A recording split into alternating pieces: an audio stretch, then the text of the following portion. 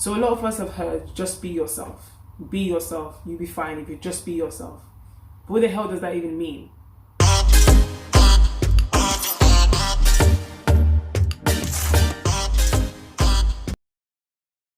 Hi guys, welcome back to my channel. My name is Hannah Grace. I hope you guys are doing really well. Welcome to my channel for those of you who are new, and for those of you who are returning, welcome back. So how to be more authentic?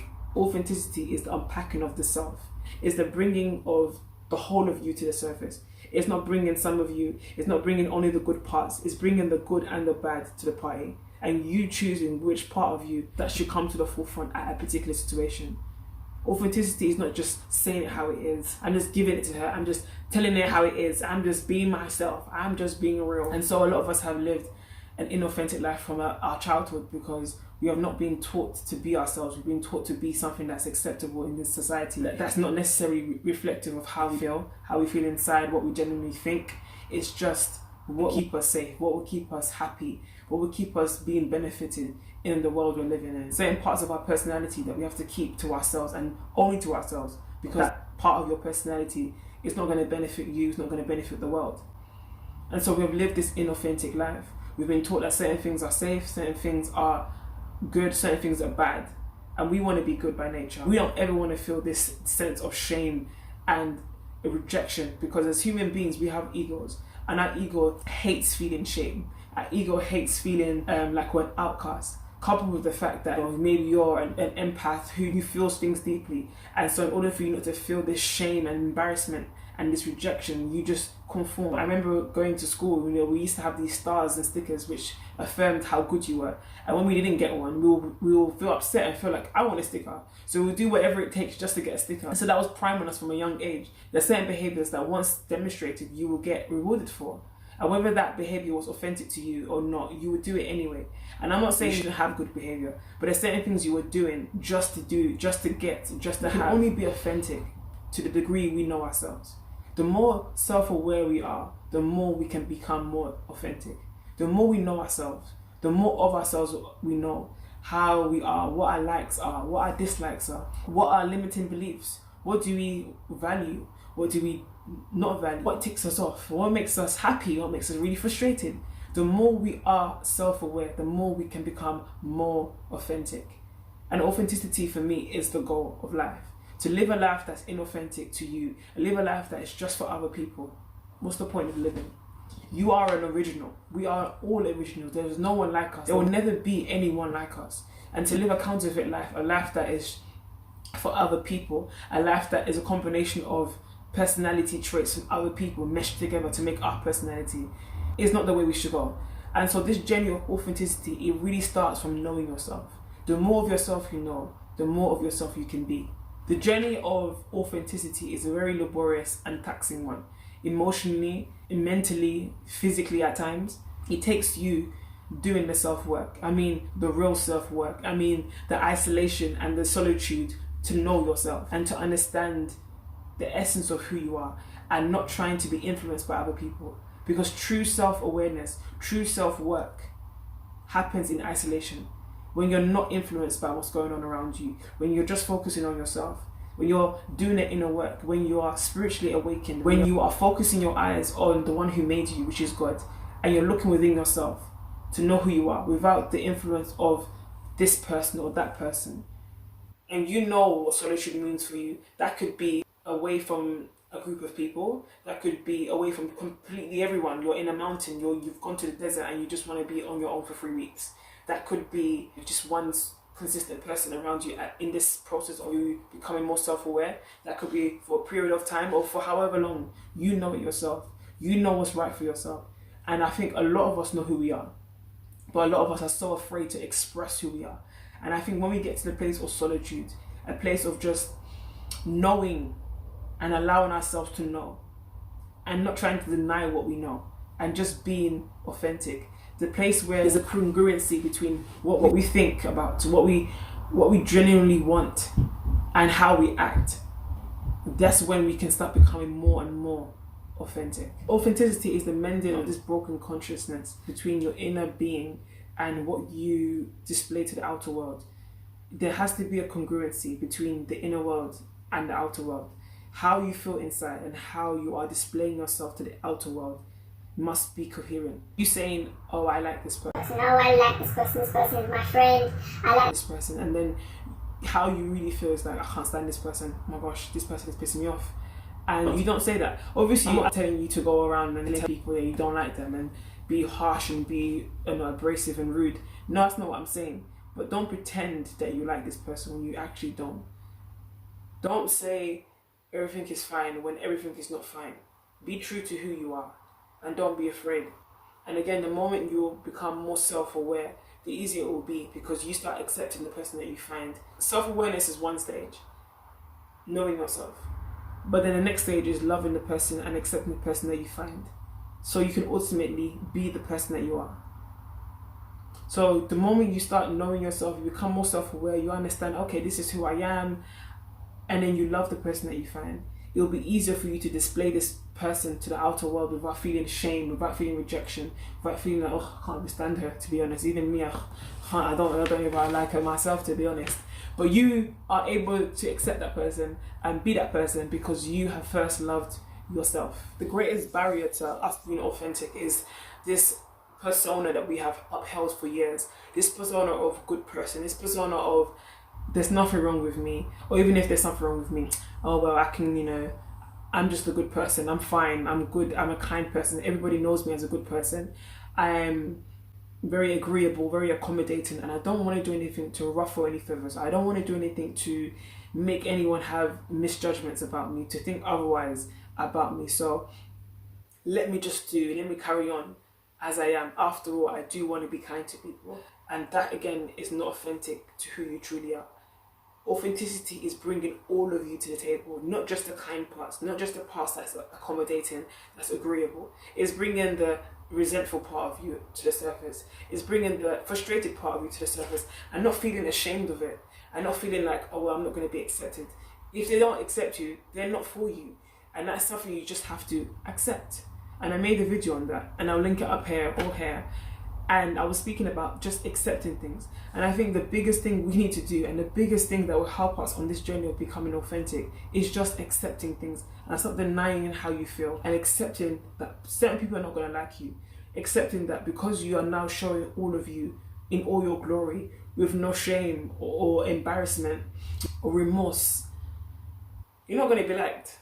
You just have to accept it. I'm going to make a video on how, you can just accept things and, becoming more emotionally able and capable, because a lot of us are very emotionally fragile. We don't know how to accept rejection. You rejected me. Oh gosh, my life is gonna end soon.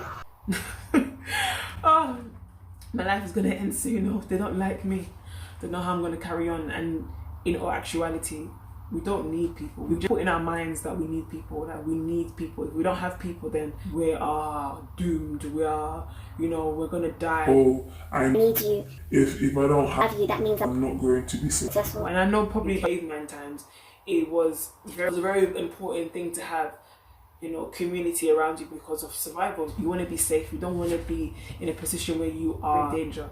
But nowadays, we are safe. I think it's very disempowering to think that we need a particular person. We don't need anybody. We don't.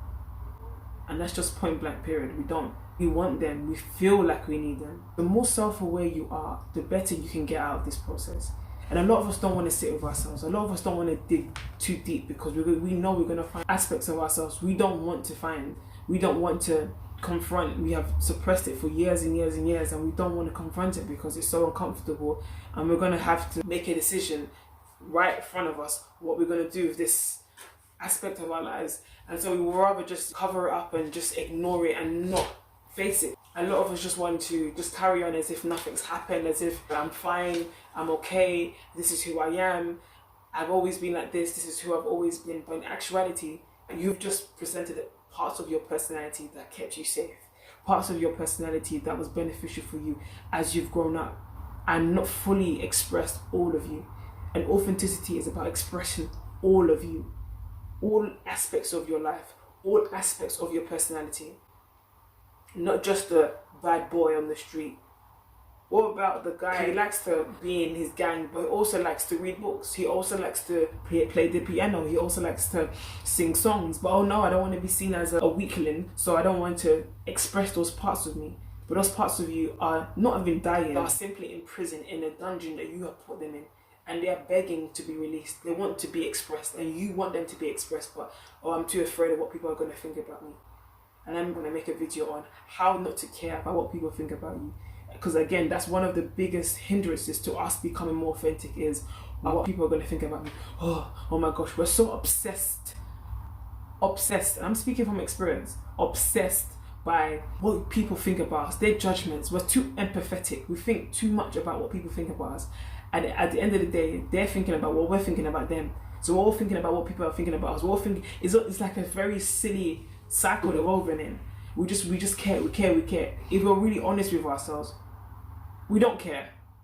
We don't care. We feel like we have to care. We feel like we have to care. But when we get to the heart of the matter and we sit down with ourselves and we think, do I really care about this person's opinion? No, I don't. Convince ourselves that we care, because we're missing that. We fear that if we truly express that we don't care, what's going to come of it? Oh my gosh, what if I make a mistake? Oh my gosh. So therefore we sacrifice our authenticity, ourselves, just in case we make a mistake. Let me just do what you want me to do. Let me just live a life that is, pleasing to you, that you're comfortable with, because I'm not too sure of myself. I don't really trust myself, so I don't really know much. Let's just do what you want, because I lack confidence. And if you lack confidence, you want to check out my video I made on confidence last week, and I will link it. So I want to emphasize, it's not displaying bipolar tendencies in the sense where I'm happy one moment, I'm crying the next, I'm happy the next, and you're all over the place. What I'm saying is allow yourself to be. I'm not saying because this person knows me as a church-going, born-again Christian, therefore I cannot have a sip of wine. So we have this fear of being called the hypocrite. Oh, I don't want to be called a hypocrite. Let me just stay in my lane. This person knows me as this. I've set the standard of who I am, and I have to uphold it. And even though I don't want to be this person anymore, but I'm too afraid to break the mold, I'm too afraid to disappoint them, so I'm just going to continue doing what I don't want to do, just so I won't feel the shame of being called a hypocrite. I want to bring balance to this, in the sense that I don't want you to go around saying, well, I'm just telling you guys how it is, I don't care, like, I don't even like you, you're ugly though anyway, you're stupid. I'm not telling you to do that. I'm saying know how and when to express yourself. Know who you are, love who you are, accept who you are, and don't be afraid to express yourself, but know when and how much of yourself to express at a particular time, and that takes wisdom. Wisdom is the principal thing. You have to be wise. You have to know when to express it. Telling your boss, I don't like you, I'm leaving, I don't even like you, I hate being here, it's not going to favor you. It's not wise. He'll fire you and you won't have a job, but you're being authentic. And then there's another part of it where you are standing for a movement, you're standing for a belief that you have, like you're a Christian, you believe that Jesus Christ is Lord, and because you are a person of faith, that may put you in trouble, that may throw you into jail, but you're not changing, you're not compromising that faith, and you're ready to bear the consequences of your decision to be authentically who you are, which is a child of God, which is a Christian, and you bear that consequence. So again, it's using discretion. So another part of becoming more authentic and being more authentic and being your authentic self is being able to be vulnerable. Being vulnerable about how you truly feel. Being able to express your emotions without being overly emotional. Stating how you feel and not feeling ashamed of it and not seeing it as a point of weakness, or being vulnerable about your weaknesses. Being vulnerable about the things that hurt you, the things that irritated you, and being able to express yourself. And vulnerability is not being accusory. It's not saying, well, you hurt me and I'll sit with you, you're this, you're that. I'm selfish. It's using I statements. I feel like this. I feel like that. This is how you made me feel. This is how I feel because of what you said. I feel like this. This is how I feel. And that's not selfish. It's just you being able to express how you truly feel because you are now more self-aware. Being vulnerable is not always going to be accepted and received well, because not everybody wants to know how you feel. Not everybody is going to validate your feelings. And validation here is you want this person to understand and come to an understanding how their actions or what they've said has made you feel. Self-awareness is the foundation of you being authentic. So being aware of your values, your beliefs, what you truly believe, what you truly think about yourself, what you truly feel You know, even as a Christian, do you actually believe in Christ? Or is it that I was born in church, so therefore I'm a Christian? What do you believe as a person of faith? As a person who is not of faith? Maybe you're an atheist, you don't care for a God, you know, but what do you believe? Who are you? What are your values? What do you value in life? So you know how to show up in the world. And not just, oh, what my mum thinks, what my sister thinks, but what do I think? And it is quite uncomfortable detaching yourself from something that you've relied on for so long. I've relied on what my mum would say, what my mum would do, what my sister would do. I would just tag along and do what they do. No, what do you think? What do you feel? And it comes with an element of fear. Can I trust myself? Am I capable of making decisions for myself? And the answer is yes. You may not make the best decisions initially, but practice makes perfect with everything. The more you practice making decisions for yourself, you know, weighing up the pros and the cons and seeing what's best for yourself, and then you become better at it. It really ultimately comes down to just developing a new perspective. Being able to step out of your circumstance or situation and just see yourself from a different perspective and look from the outside in. So you're looking at yourself from the outside in and observing yourself. That way you'll be able to know what are the things that you're pretending to do, what are the things that you're actually doing because you want to do it, and that's how you actually feel. If you're tense, well, that's a short indication that you're not doing things that are authentic to you. If you are relaxed, if you are calm, if you feel good, if you are at peace, that's an indication the things you're doing, the things you're involved in are authentic to you, are truly the things you want to do.